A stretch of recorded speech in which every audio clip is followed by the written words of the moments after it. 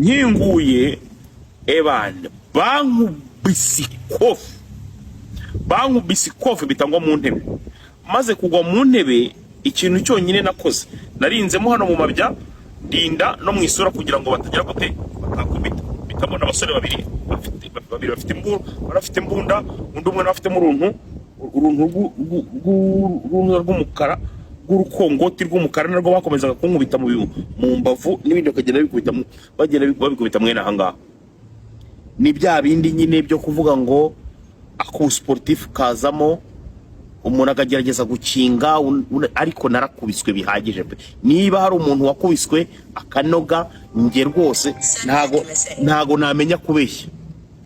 Ntago namenya kubeshya, narakubiswe bihagije. Abantu batatu kuri jewe nari umwe, murabona n'ingano umuntu aba amaze kugira, ntago wabasha nyine kuvuga ngo aba bantu bose ngo batake rwose. Narakubiswe kandi ndananoga. Bankubise mu gihe kingana nk'iminota 11 gutya. Ariko noneho ahantu ntuye murabona ni ku nzira, ngewe ntuye ku nzira. Hari umukecuru ujya ukunda gucanga hangira ngo mujya mubona afite akabwa. Uwo mukecuru yari ahangaha nyine ahangaha gutya. Yari yabonye abantu binjiye iwanjye bipfutse mu maso, bambaye ibintu by'ibimask kandi no barimo barakurishaka gukuramo n'imbunda. Yari yababonye ngewe urumva ntabwo nari mbizi ko nibereye mu nzu. Ni na televiziyo irimo iravuga, ntabwo nigeze paying attention ngo barimo baravuga cyangwa se barimo baravuga. Noneho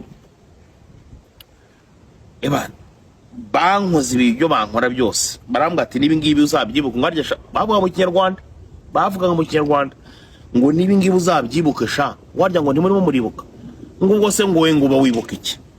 Ibi rero ngo nabyo ugenda ubishyire mu ndangamurage yanyu. Uko niko bambwiraga rwose, yewe ndimo ndabasubiriramo amagambo y'ibyo bavugaga. Abahungu mumbabarire rwo mondatonekara, abahungu bamaze kunkubita basohoka birukanka. Ariko kugongera hano ku manywa rwose niyo wavuga ngo uratabaza bingana gute, ntago byashoboka. Umukecuru we yakomeje kuguma ahangaha ameze nk'umuntu urimo urabareba. Niyo mpamvu bashobore kuba batarakoze ibyo bakora, ko umukecuru yari ameze nk'umuntu urimo urashaka kureba ahantu narindi, ndetse n'ibyo bintu abantu bari aho ngaho bagize gute bagiye gukora. Noneho bakinirukanka bamaze gukora ibyo bakora barirukanka, nza gusohoka hanze, ariko nanjye ngifite ubwoba ko bashobora kurasa, ko ngewe n'impamvu nanarwanye cyangwa se ngo nabaze cyane ni uko izo mbunda narebaga. Noneho nsohotse hanze, umukecuru aza kumba se imyaka yose ubaye hano hantu burya nawe ucuruza ibiyobyabwenge?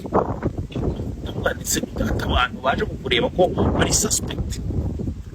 Umukecuru twaganiraga nanjye ngenda mudushaka kugenda mubaza uko yababonye nyine, ko nge ntabwo scenario baza rwose, naba ngiye kubabeshya ko nabibonye nyine ibyo ngibyo. Ariko umukecuru we yari afite dukeya yari yabonye nyine aho ngaho. Noneho nijoro urumva umuntu yaryamye mfite ibibazo, angwase yo kuvuga ngo ibaze noneho bongeye bakagaruka bakaza baje kwica, bakaza baje kugira gute n'ibiki byose. Urumva ntangira kugenda nibuka ibintu ngibyo. Nibwo nagiye kubona mbona harimo abantu bagiye bampamagara banyigambaho. Abantu bo kuri Zahitahuka bampamagaye banyigambaho ngo nibitari byo. Kandi urumva nari ntarapostinga, nari ntarabishyira kuri Twitter, na telefone nari ntaramenya n'ahantu biri n'ahandi. Noneho nagiye kubishyira buriya kuri Twitter nandika mvuga ibyambayeho, bo batangiye kare kubwirabwirana ko rwose ibara barikoze, bagize ibyo bakora bagira gute ntababeshye rwose. Singiye guca ku ruhande. Nimero ya mbere waruzi wanjye mu rugo n'umuntu bita Badrama. We yarahazi mu rugo, n'umuntu twagendanye, n'umuntu twasangiriye hano mu rugo, n'umuntu twakoranye ibintu byinshi cyane hano mu rugo. We yarahazi. So ikintu nagira ngo nkubwire we Badrama, nabibonye ko ku ikiganiro Isimbi yanditse cyangwa se inkuru Isimbi yanditse, hari amagambo waje nawe ukavuga ngo ubiri inyuma ni Badrama, ngo wabyanditse ni interuro wanditse vuga ngo ubiri inyuma ni bad drama, it's okay rwose nta kibazo pe. Yewe ndumwe mu bantu bemera iyo unyemeje ndemera, mwankubise kabisa pe, mwankubise. Ariko ndabizi neza ko umwe muri mwebwe namwe azumva shock y'akantu namuteretsemo pe. Ndabyemera mwabikoze cyane, muri abahannyi. Komeza wigambe. Ntago narinzi ko biri kuri urwo rwego. Sigiye kuvugira wenda ngo ndavugira ahangaha iki, ariko I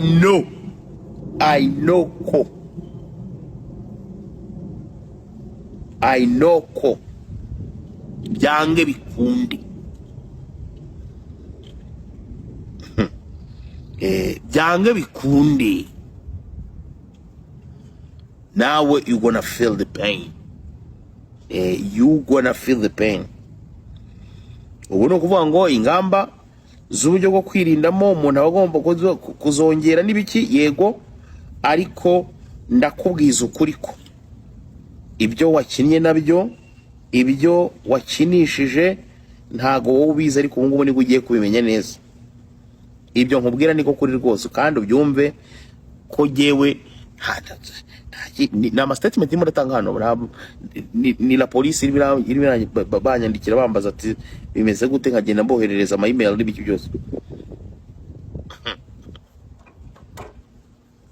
Wigambye sava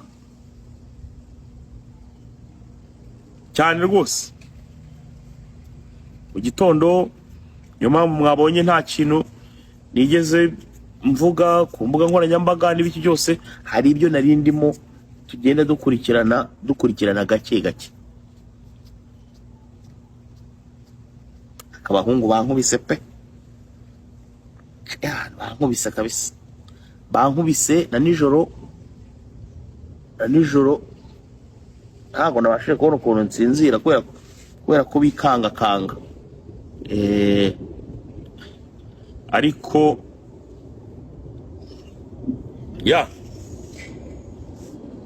ntabwo ushaka kuvuga byinshi, sishaka no kubisobanuraho byinshi. Narababwiye ikintu kimwe, ukuri nzakuzire, ku Rwanda nzarupfira, ukuri kw'Imana. U Rwanda nzarupfire nta kibazo. Niyo mpamvu mbona nta nubwo binaneye ipfunwe ryo kuba nabikubitiwe. Bizina ry'Imana ndemye, ndashikamye.